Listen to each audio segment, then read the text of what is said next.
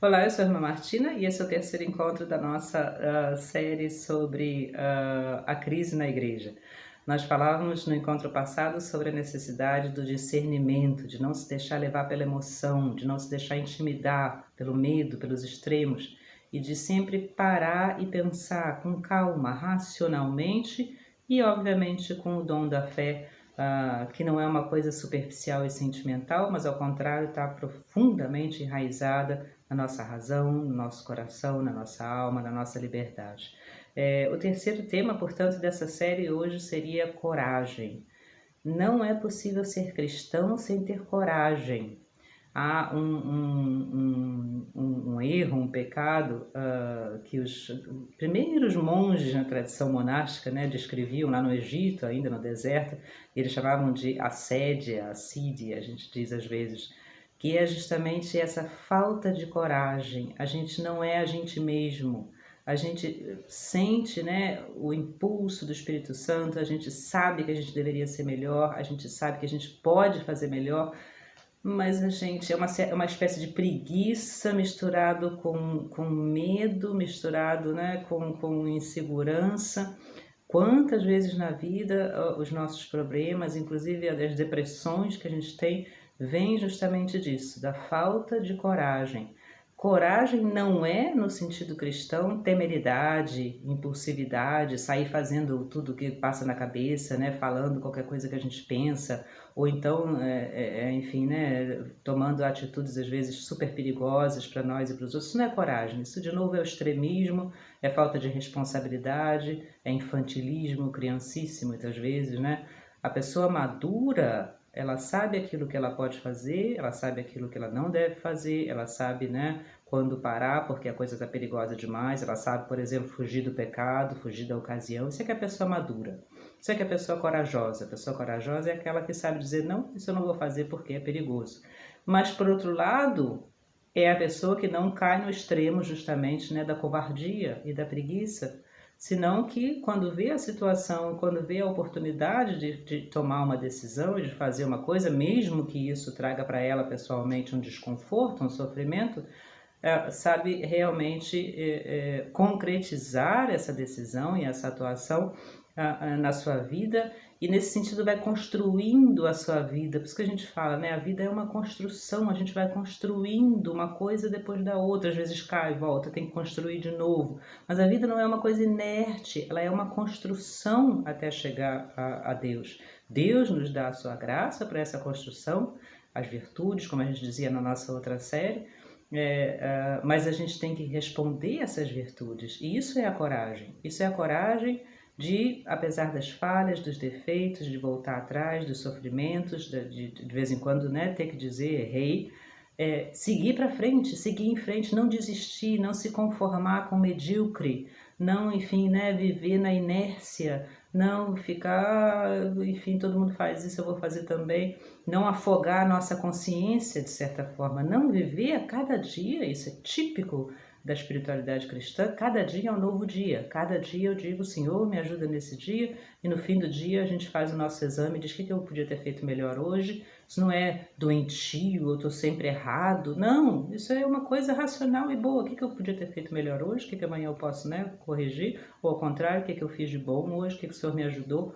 A vida é essa construção, e a gente precisa, nesses momentos de crise, justamente ter essa coragem, pensar com a nossa própria cabeça, não se deixar levar pelo que os outros vão dizendo sem motivo nenhum, não se deixar intimidar, não se deixar, enfim, né, enganar por coisas sensacionalistas. Isso é uma coisa que nos ataca no mundo de hoje constantemente, pela internet, pelo jornal, né, enfim, nos grupos de trabalho. Toda uma propaganda, e as próprias pessoas que repetem isso são pessoas que elas também sofrem como nós, né? Não há que julgar ninguém, mas é preciso a gente, sem julgar as pessoas, julgar os fatos, julgar as ideias. Isso a gente precisa fazer. A gente não pode ir pela vida, né, como um ser amorfo. A gente tem forma e a gente precisa enfrentar as ideias enfim, impressões que chegam até nós e saber discernir as coisas. realmente, está se falando mal da igreja, disso aqui. Vamos saber o que é isso. Não quer dizer que a gente não possa falar mal das pessoas da igreja, claro que pode. As pessoas, né, fizeram errado, a gente tem que falar isso. Mas não ficar repetindo coisas sem saber, porque leu, porque viu, porque não sei quem disse, né? Principalmente no que concerne a teologia, no que concerne a moral, as pessoas hoje já não têm mais ideia do que é que na verdade a igreja prega. Vão repetindo coisas que são às vezes absurdas. Aí viram um filme que falou que tinha aí leram um livro que, né, enfim, dizia sobre um santo. Não tem ideia de onde vem daquilo, se aquilo tem realmente fonte histórica ou não, né? Qual é a fonte teológica daquilo. E claro que as pessoas, por outro lado, que realmente são inimigas, vamos dizer assim, né, da fé cristã, também não julgamos essas pessoas, Deus é que sabe, mas existe isso, vão aproveitando isso, o inimigo vai aproveitando e vai plantando então a semente, né, do erro, porque a gente simplesmente não tem coragem de resistir a isso.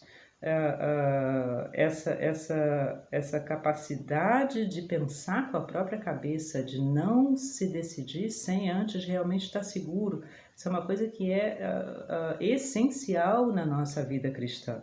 E por outro lado, obviamente, não se deixar abater, não há motivo para a gente se deprimir.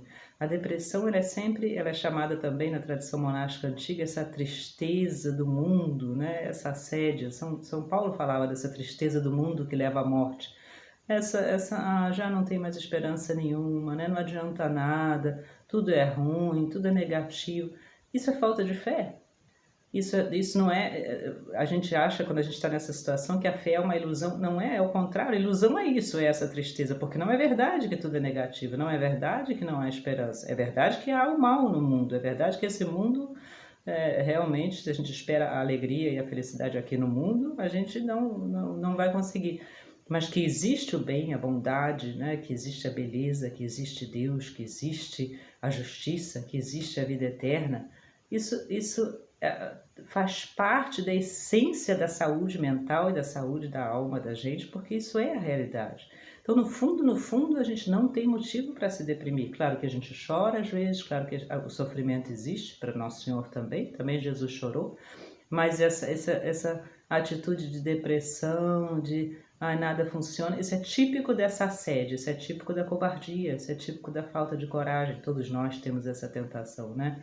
Se a gente sabe que Deus existe, que cada dia é uma chance nova para nós de chegarmos até Ele, não há crise que possa tirar a nossa alegria e o nosso ânimo.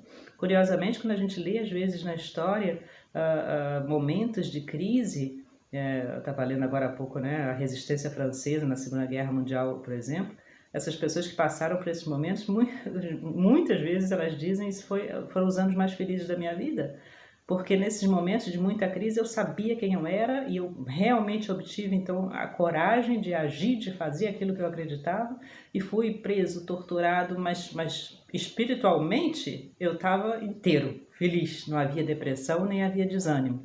Geralmente a depressão e o desânimo vem quando a gente não tem mais nada que fazer, quando a gente perdeu o sentido, quando a vida é uma coisa confortável.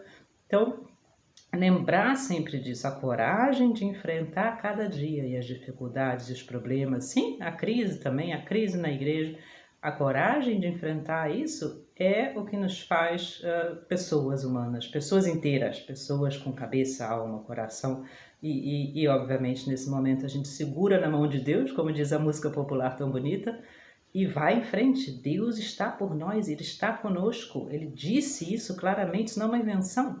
Ele disse, eu estarei convosco, acabamos agora de celebrar, né, a ascensão do Senhor, até o fim dos tempos. A gente sabe disso lá no fundo do nosso coração, Deus está conosco, basta a gente querer, como diz o Papa Francisco. O problema não é que Deus não quer, o problema é que a gente não quer. Se a gente quiser, Ele está conosco sempre, imediatamente.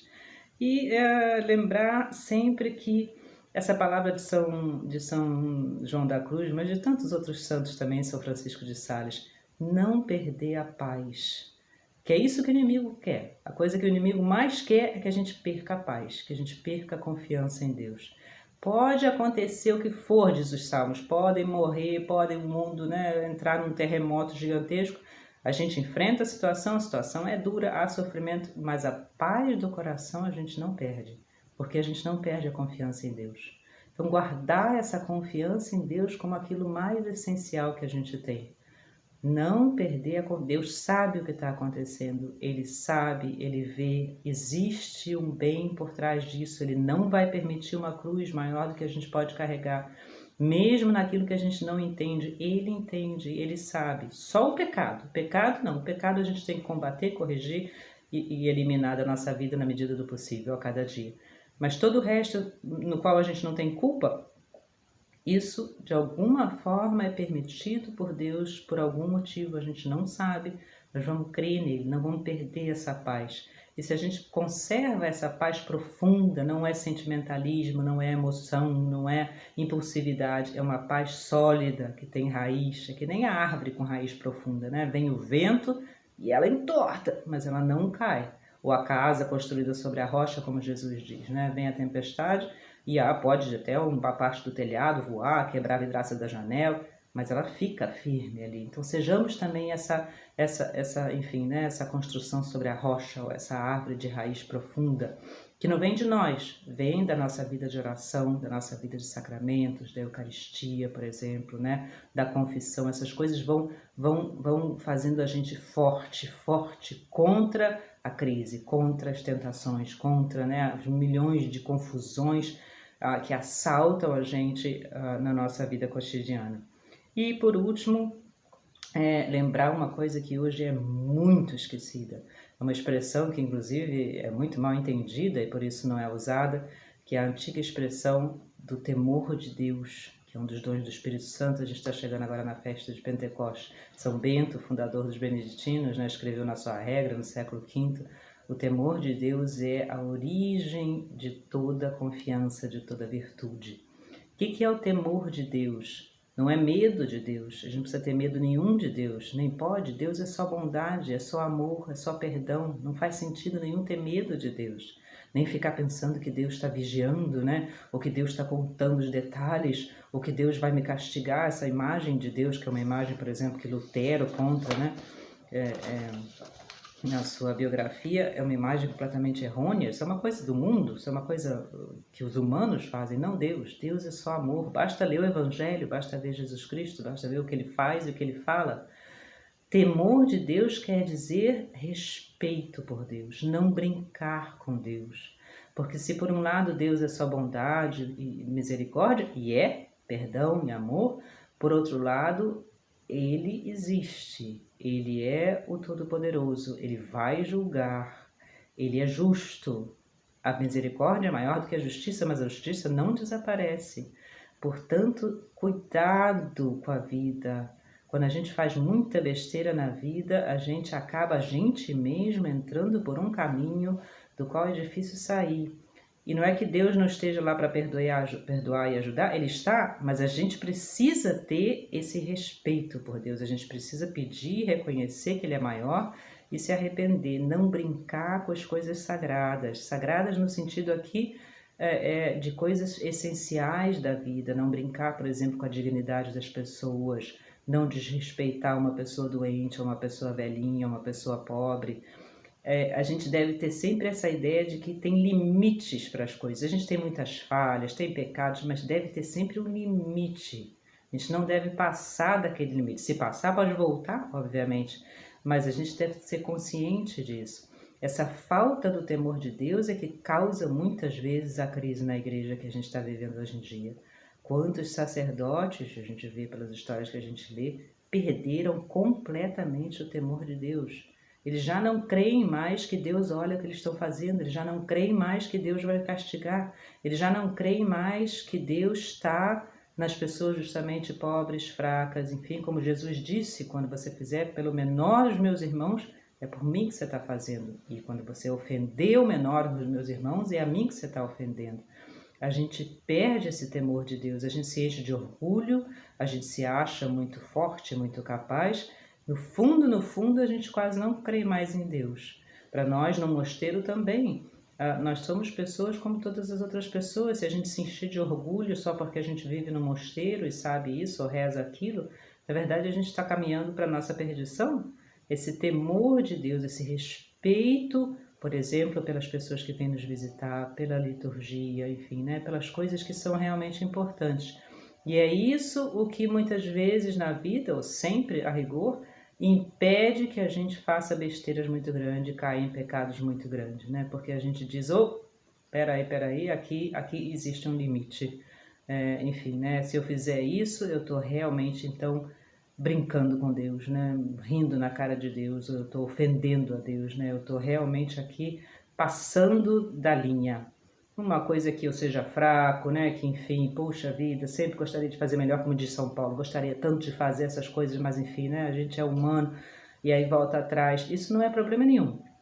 O problema é a gente, de novo, é o orgulho que causa isso, é o egoísmo que causa isso, é a gente se pôr no centro. Eu é que sou o centro e não mais Deus é o centro.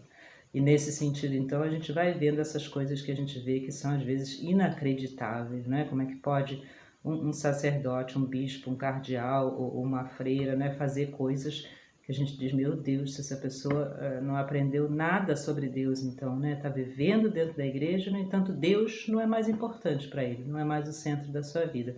E claro, isso existe também, obviamente, no resto do mundo, mas falando aqui do nosso tema da crise na igreja, isso é certamente o motivo número 1 para que aconteçam essas coisas terríveis. As pessoas já não têm mais respeito por Deus, já não põem Deus no centro e se esquecem que um dia vão aparecer perante a Deus e vão ter que dar conta, enfim, né, minimamente daquilo que fizeram, não no sentido que Deus fique contando as vírgulas e os pontos, mas no sentido de que nada escapa a Ele, nada. Ele sabe tudo e Ele vai pedir conta disso.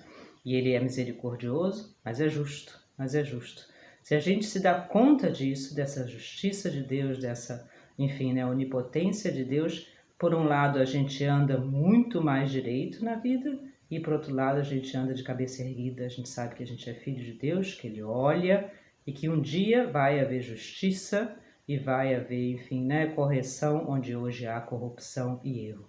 Então vamos lembrar disso, vamos recuperar esse temor de Deus que paradoxalmente é o que nos dá coragem. É justamente porque a gente respeita a Deus que a gente perde o medo do resto. Já não tenho medo de nada, já não tenho medo do demônio, já não tenho medo, enfim, né, dos corruptos, já não tenho medo das coisas, porque sou obviamente, né, tenho prudência, não vou pela vida que nem uma pessoa que não tem responsabilidade, mas não tenho medo, porque Deus está comigo, a cruz de Cristo está comigo, e eu sei que Ele vê tudo, que Ele sabe tudo, que Ele vai julgar tudo um dia. E vamos fazer o melhor para que a gente, quando chegue perto dele, quando chegue na frente dele, possa então, né, receber dele essa palavra do Evangelho, vinde, benditos do meu Pai, porque, né, vocês fizeram o bem, deram de comer, ajudaram, respeitaram e assim por diante. Um grande abraço, até o nosso próximo encontro.